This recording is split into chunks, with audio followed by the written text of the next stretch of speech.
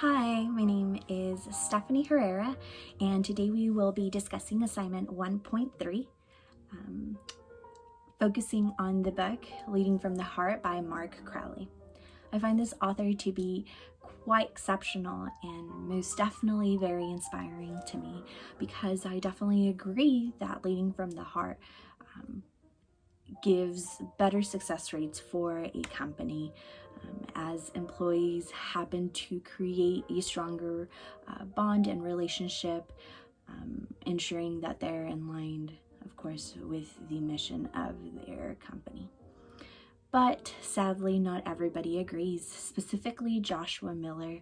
He released an article back in 2016 on LinkedIn where he compared leading from the head versus from the heart and what he believed to be the weaknesses of the leading from the heart.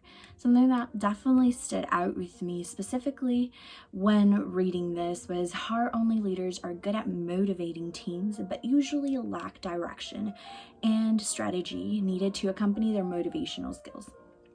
Now, do I agree? Not necessarily. And the reason why is because we have to ensure that, well, one of the first things with leading from the heart is seek the organization's true vision and mission, right? If one doesn't know where they're going, it's hard to truly know if one is aligned with the mission and vision of a company. Every organization has its own unique cultures. It's made up of its own attitudes, its history, and collective consciousness. The heart-centered leader is a master of uniting an organization's culture, and then perceiving true vision of what paths the organization and its members should take to achieve its mission and to situate the organization's work in a larger, bigger story purpose of planetary conscientious.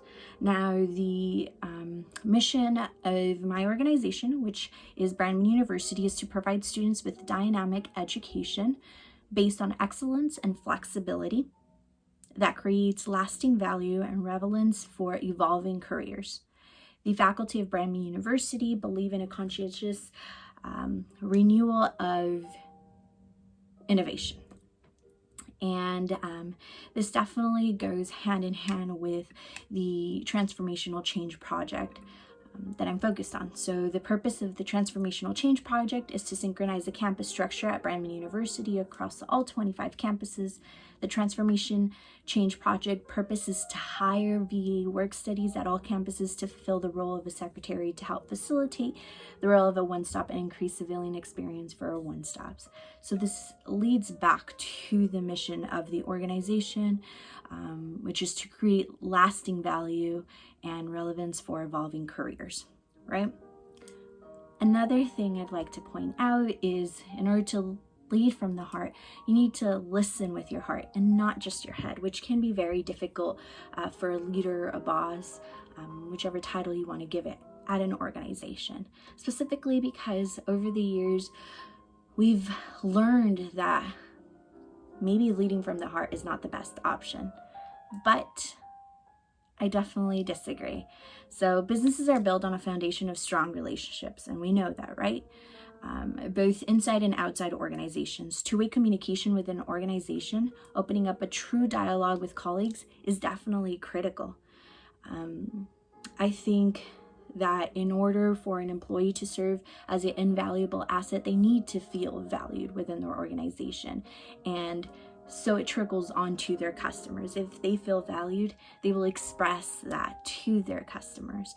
And creating that customer relationship creates loyalty and that constant return of customer to your business, right?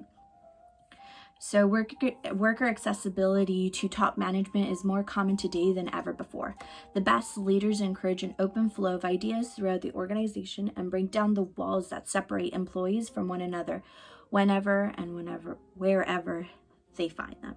So I highly, highly believe that Mark Crowley's purpose to leading from the heart and emphasizing this is extremely valuable and practicing this within my transformational change project, I feel will ensure its success.